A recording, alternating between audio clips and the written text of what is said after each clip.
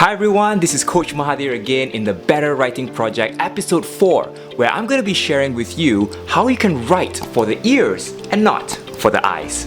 Let's stay tuned to it.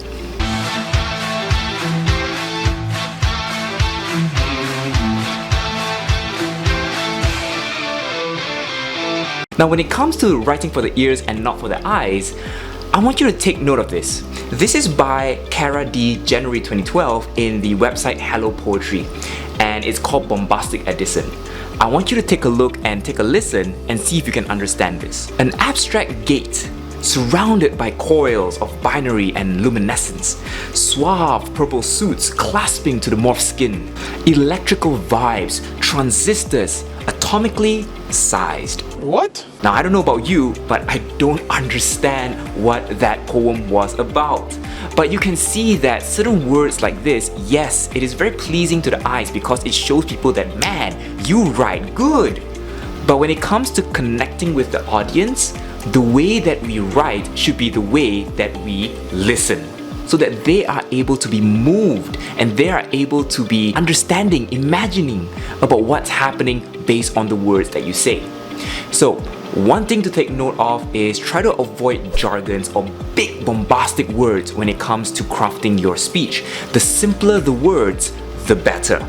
And sometimes the simplest words can leave a longer and more powerful impact on one's heart. Now the second thing I want you to take note of is you have to be a little bit more vivid when it comes to explaining a story. Take this for example. A few years ago, I met Eric in a coffee shop and he noticed that I had no money to pay for my food, so he offered to pay for me. Very simple text, right? Most of you will probably be like, yeah, that's okay. If I were to read it, yeah, it's quite clear. But how do we change this sentence to sound more vivid so that people are able to see what we saw, hear what we've heard, and feel what we felt? We want to bring them on the journey with us so that they were at that coffee shop with us. So here's a little bit of a tweak that we can try. It was 2014. I met this tall guy named Eric in a coffee shop just outside of Kuala Lumpur. I didn't have enough money at that time to pay for my meal, and that's when Eric, he walked over. He put a 50 and paid the meal for me. Now when you see those two differences in the way that we become more vivid, it is a huge difference. We now see Eric is actually a tall guy. He took out a 50 to pay. The restaurant or the coffee shop was actually outside of Kuala Lumpur. So these kind of moments actually help to make the story more vivid. And the more vivid it is, the more clearer the audience can imagine in their minds. One thing I want you to take note of after this is also to check out a few speeches that can really help to illustrate this better. Prasian Vasilev, 2013 World Champion of Public Speaking in Toastmasters, actually did this very well. If you notice in his speech, it is really simple.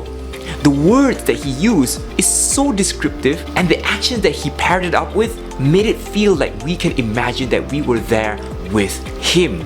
So if you want to see how he does it, go check it out. I highly recommend Prasian Vasilev's 2013 World Championship speech. So that is all for today. Remember that we try to avoid big jargon bombastic words. Keep it simple, because the simpler it is, the more impactful it is, as well as to use more vivid words to describe the scenario or the situation better so that we can imagine it in our mind. Now with that, thank you so much for tuning in to the Better Writing Project episode 4, and stay tuned to episode 5, and I will be surprising you on what episode 5 will be all about.